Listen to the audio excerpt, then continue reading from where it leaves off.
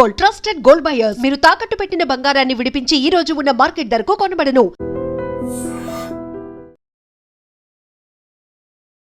నమస్తే, welcome to iDream social spotlight with Kavitha.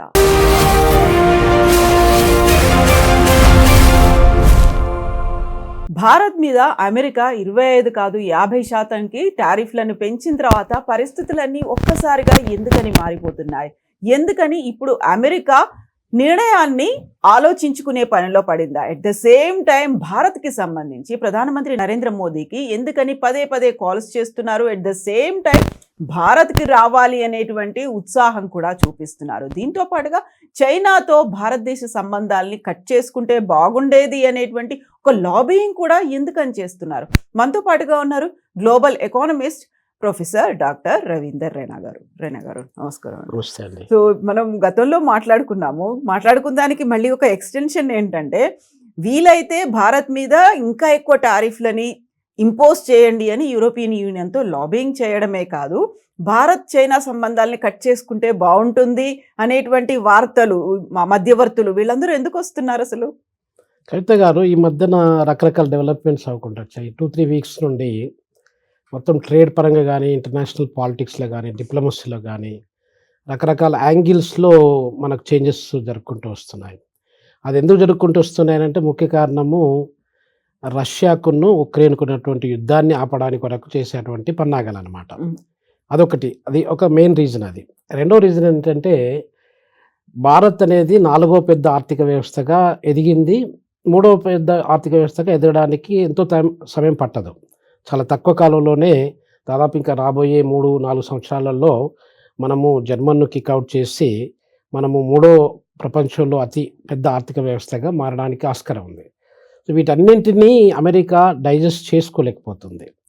So వీటిని ఎట్లయినా కూడా ఆపేయాలి అని చెప్పి వాళ్ళు ముందు మనకు 25% టారిఫ్స్ అనేది అప్రాక్సిమేట్లీ 5% ఉండొచ్చు, 10% ఉండొచ్చు, 15-20-25% వరకు కూడా ఉండడానికి చాలా వరకు ఇప్పుడు WTO మెంబర్స్ తీసుకున్న మొత్తం ప్రపంచంలో ఉన్నటువంటి కంట్రీస్ వాళ్ళ యొక్క టారిఫ్ ఇంపోజిషన్ చూసుకొని మనం పరిశీలన చేసినట్టయితే కవిత గారు, ఆ రేంజ్లో ఉంటుందన్నమాట.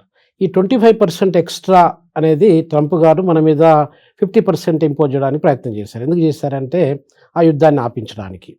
ముఖ్యంగా వాళ్ళు బిలీవ్ చేసేది ఏంటంటే, అమెరికన్స్ బిలీవ్ చేసేది ఏంటంటే, మనము యుద్ధానికి దానికి తిండి పెడుతున్నాం. మనం ఒకవేళ మన ఛానల్ను మనం వాళ్లకు అగ్నికి ఆజ్యం పోసినట్టుగా మనము యుద్ధాన్ని మనం పోషిస్తున్నాము అనేది బలంగా నమ్ముతున్నారు అనమాట. అంటే ఎందుకంటే మనము almost about 40% of the oil from Russia మనం పర్చేస్ చేస్తున్నాం. పెద్ద మొత్తంలో మనం ఇన్వెస్ట్మెంట్ చేస్తున్నాం. అది దాదాపు యుద్ధం జరిగే కంటే ముందు నుండి, యుద్ధం కంటే ముందు మనం పర్చేజ్ చేసిన ఆయిల్, యుద్ధం జరిగిన తర్వాత మనం పర్చేజ్ చేసిన ఆయిల్ను కంపేర్ చేసినట్టయితే అది సిగ్నిఫికెంట్గా పెరుగుకుంటూ వచ్చిందనమాట. దాదాపు nearly $2 billion per day oil అనేది మనం పర్చేజ్ చేస్తున్నాం రష్యా నుండి. అంటే 40%, ఇప్పుడు 49% ఏమో చైనా వాళ్ళు పర్చేజ్ చేస్తున్నారు రష్యన్ ఆయిల్ని. మనము ఆల్మోస్ట్ 40-41% మధ్యలో మనం పర్చేజ్ చేస్తున్నామండి. మేజర్గా మొత్తం మీద దాదాపు 90% వరకు, 87-90% ఆయిల్ వాళ్ళ దగ్గర పర్చేజ్ చేసే 2 దేశాలు మాత్రమే, భారత్, చైనా.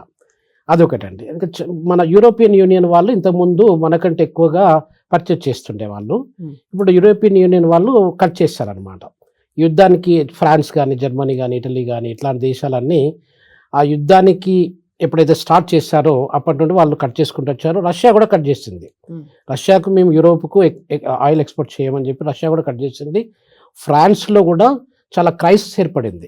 ఫ్రాన్స్ రకరకాల యూరోపియన్ దేశాలలో, ఇప్పుడు జింబాబ్వేకి నేను దాదాపు 2023లో వెళ్ళినప్పుడు జింబాబ్వేలో చాలామందికి కిలోమీటర్ల కొద్దీ ఆయిల్, పెట్రోల్ కొనుక్కోవడానికి కిలోమీటర్ల కొద్దీ వాహనాలని, కార్లను పెట్టుకొని లైన్ కట్టిన సందర్భాలు ఉన్నాయి. శ్రీలంకలో కూడా అది జరిగింది, ఫ్రాన్స్లో కూడా అది జరిగింది. ఎందుకు జరిగిందంటే, ఈ రష్యన్స్ వాళ్ళకి పెట్రోల్ అమ్మడానికి వాళ్ళు కట్ చేసుకున్నారు. వాళ్ళకు కూడా ఇంట్రెస్ట్ లేకుండా వాళ్ళు కట్ చేసుకున్నారు. 2 రకాలుగా జరిగిపోయింది. ఇప్పటికి కూడా యూరోపియన్ యూనియన్ మొత్తము around 6% of the oil from Russia still they are importing అండి. అదొకటి పాయింట్. రెండో పాయింట్ ఏంటంటే, టర్కీ కూడా అది ఇంపోర్ట్ చేసుకున్నది, అదొక 6%. ఈ 12% ఆయిల్ ఈ రెండు యూరోపియన్ యూనియన్, టర్కీ మిగతా మేజర్ పోర్షన్ ఆల్మోస్ట్ అబౌట్ 87-90% అంతా మన 2 దేశాలు మాత్రము ఇంపోర్ట్ చేసుకుంటున్నాయి. సో మనం ఈ 4 కంట్రీస్ కావచ్చు, యూనియన్ కావచ్చు, ఈ పెద్ద మొత్తంలో ఆయిల్ ఇంపోర్ట్ చేసుకునే దేశాలలో మనమే అన్నమాట. ఇది అమెరికన్స్కు నచ్చట్లేదు. నచ్చకుండా ముందు ఏం ప్రయత్నం చేస్తారంటే వాళ్ళు, కవిత గారు, ఈ 50% టారిఫ్ అంటే 25 నుండి ఇంకొక 50% పెంచినట్టయితే వీళ్ళు ఈ రకంగానన్నా వింటారు అన్నమాట అని చెప్పి ఆ రెస్ట్రిక్షన్, ఆ భయాన్ని మనలో పుట్టించడానికి ప్రయత్నం చేశారు. సర్వ విధాలుగా ప్రయత్నం చేశారు. ఆ ప్రయత్నంలో భాగంగానే మనకు 27th ఆగస్ట్ లాస్ట్ మంత్లోనే వాళ్ళు ఆ 50% ఇంపోజ్ చేయడానికి ప్రయత్నం చేశారు. మనము కూడా భయపడలేదు దానికి. మనం ఇంకా వేరే ఛానల్స్, మనకు ఖర్చుతో కూడుకున్న పని అది యాక్చువల్గా.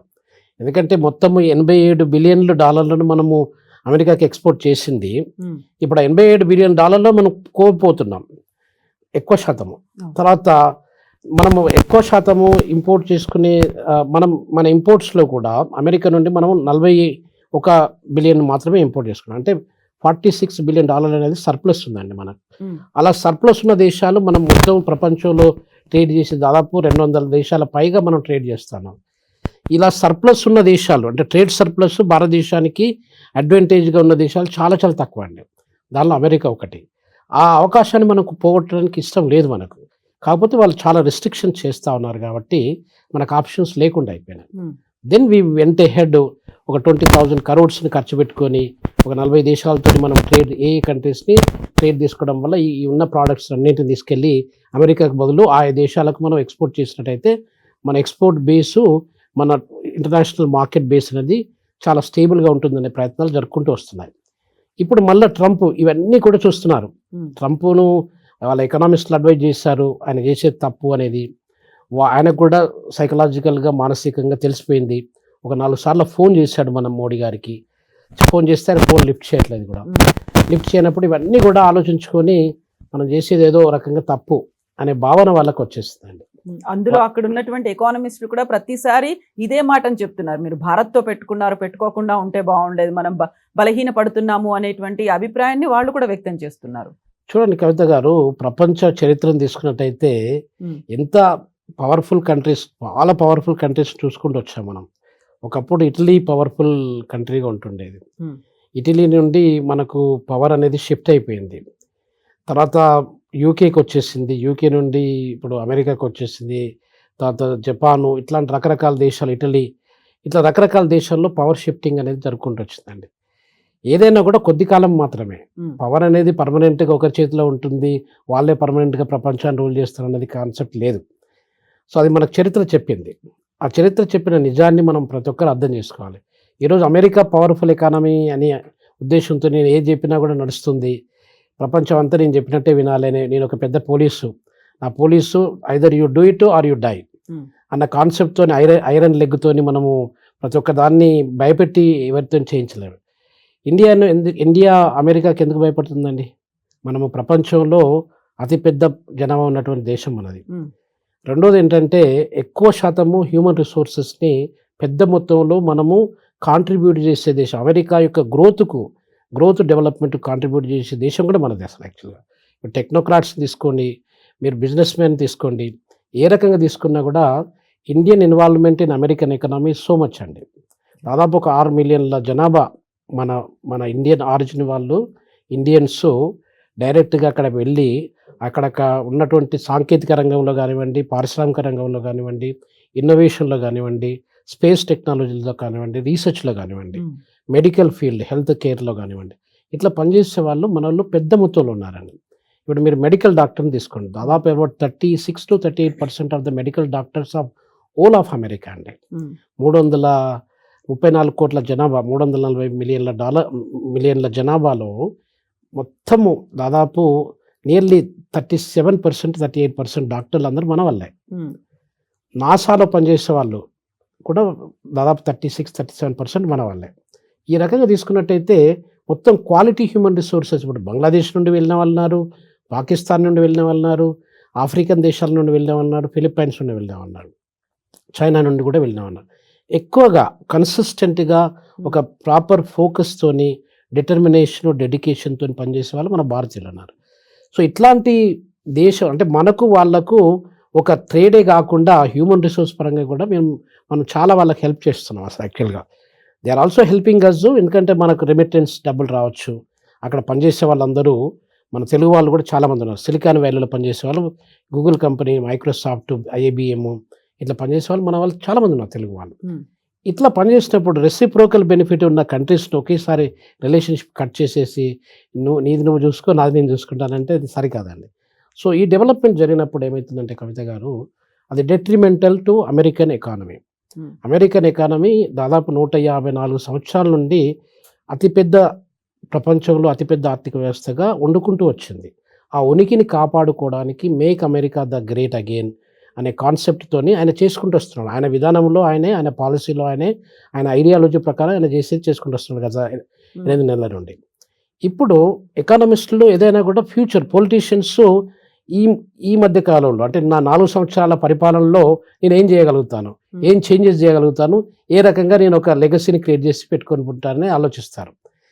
ఎకనామిస్టులు ఎవరైనా కూడా ముందు చూపు, అంటే మనకు విజన్ ఎట్లా ఉంటుంది, మన ఫోర్కాస్టింగ్ ముందు ఏం జరగబోతుంది, వచ్చే 10 సంవత్సరాల్లో కావచ్చు, 20 సంవత్సరాల్లో కానీ అమెరికా యొక్క ఉనికి ఎట్లా ఉంటుంది, వాటి యొక్క స్థానం ఎలా ఉంటుందని ఎకనామిస్ట్.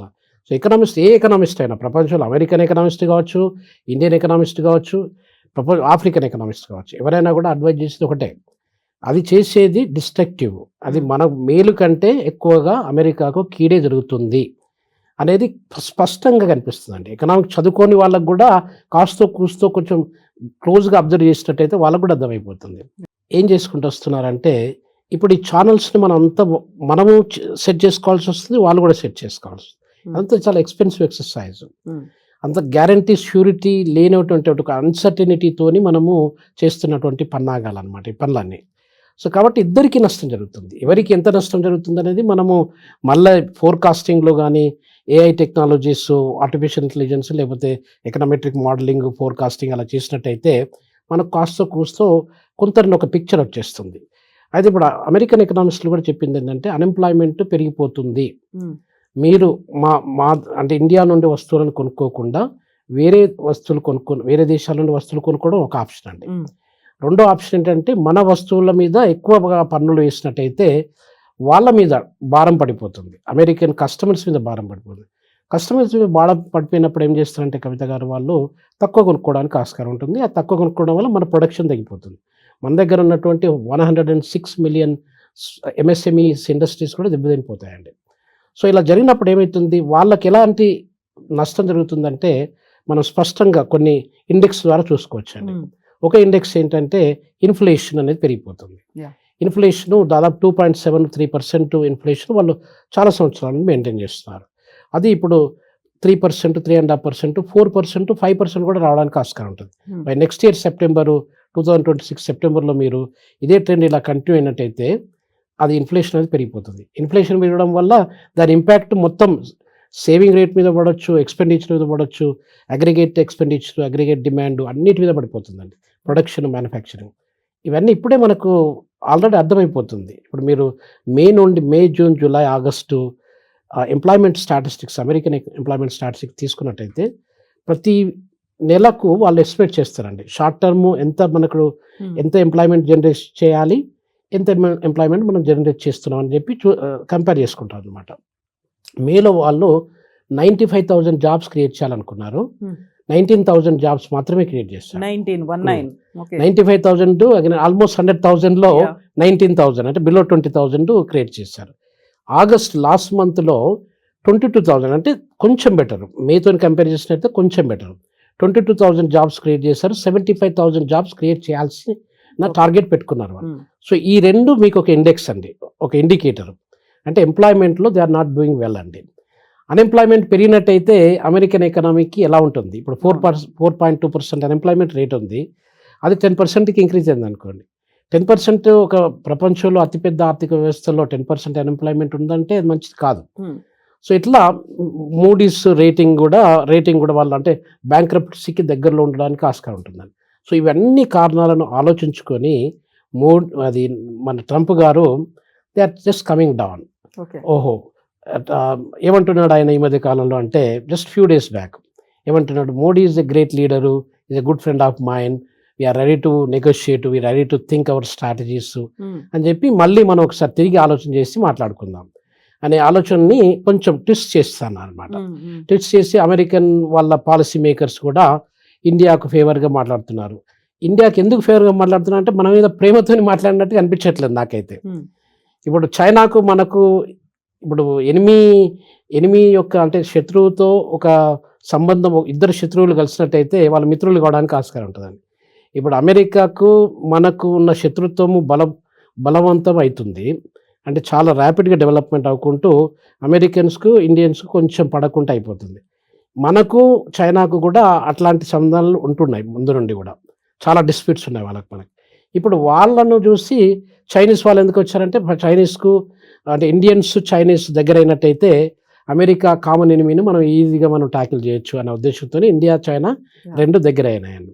ఈ మధ్య కాలంలో మన మోడీ గారు జస్ట్ ఒక 2 వీక్స్ బ్యాక్ అక్కడ మన షంఘై కార్పొరేషన్ ఆర్గనైజేషన్ మీటింగ్ అటెండ్ చేయడము, దాదాపు ఇవన్నీ డెవలప్మెంట్ జరుపుకుంటూ వచ్చాయండి. ఇది జరిగినప్పుడు ఏమవుతుందంటే కవిత గారు, అమెరికా చైనా ఇండియా దగ్గర కావడము, వాళ్ళు ఇంటిగ్రేట్ అయిపోయి వాళ్ళు ఒకరినొకరు షోల్డర్స్ రబ్ చేసుకొని దగ్గర అయినట్టయితే ఇంకా అమెరికాకి ఎక్కువ థ్రెట్ కావడానికి ఆస్కారం ఉంటుంది. ఎందుకంటే ప్రపంచంలో అతి పెద్ద దేశాలు పాపులేషన్ పరంగా కానీ, మనం ప్రొడక్షన్లో కానీ, మ్యానుఫ్యాక్చరింగ్లో కానీ, ఎక్స్పోర్ట్స్లో కానీ, ప్రతి సైన్స్ అండ్ టెక్నాలజీలో కానీ, ప్రతి విషయంలో ఏ విషయంలో తీసుకున్నా, ఏ డెఫినేషన్లో తీసుకున్నా కూడా ప్రపంచంలో పవర్ఫుల్ దేశాలు అంటే ఈ రెండండి, చైనా ఉన్ను ఇండియా. ఇండియా చైనా దగ్గర కావడం అనేది అమెరికాకు అస్సలు ఇష్టం ఉండదు. అందుకైనా ఇప్పుడు యూరోపియన్ యూనియన్ మీద ఒత్తిడి కూడా తీసుకొస్తున్నాను. మేము 50% టారిఫ్ పెట్టాం, మీరు వీలైతే 100% టారిఫ్లు పెట్టండి అనే మాట అటు చైనాకు ఇటు భారత్ మీద పెంచండి అని EU కూడా చెప్తున్నారని. రైట్ అండి. Just few days ago, last Tuesday రోజు అంటే అరౌండ్ 3 days బ్యాక్ ఈ డెవలప్మెంట్ వచ్చిందండి. అతను యూరోపియన్ యూనియన్ ప్రెసిడెంట్తో మాట్లాడారు. అక్కడ ఉన్నటువంటి కంట్రీస్ జనరల్గా పెద్ద ఎకనామీస్ మీరు ఏంటంటే యూరోపియన్ యూనియన్లో జర్మనీ, ఫ్రాన్స్, ఇటలీ ఈ కంట్రీస్తోని డీల్ చేసుకుంటే మిగతా అన్ని లగ్జంబర్గ్, తర్వాత ఆస్ట్రియా ఇవన్నీ కూడా కొంచెం చిన్న చిన్న ఎకనామీస్.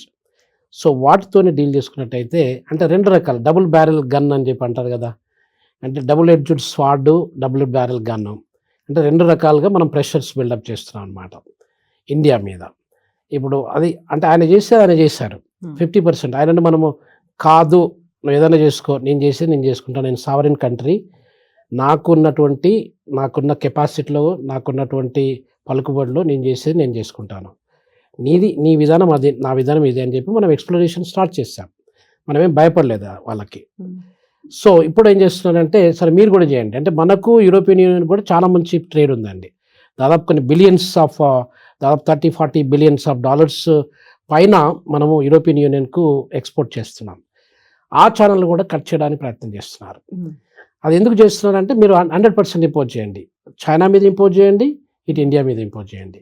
సో అలా రిస్ట్రిక్ట్ చేసినట్టయితే ఇవన్నీ చైనా తర్వాత ఇండియా ఈ 2 దేశాలు రష్యా నుండి ఆయిల్ పర్చేజ్ చేయడము మానేసినట్టయితే మనం ఆ యుద్ధాన్ని ఆపేయచ్చు అని చెప్పి సర్వ విధాలుగా ఫస్ట్ టార్గెట్ ఏంటంటే ఆ యుద్ధాన్ని ఆపడం. బట్ క్వాడ్ అని చెప్పి ఒకటి ఆర్గనైజేషన్ ఉంది, క్వాడ్రిలాటరల్ సెక్యూరిటీ డైలాగ్ అని చెప్పి ఒక ఏజెన్సీ ఉందండి.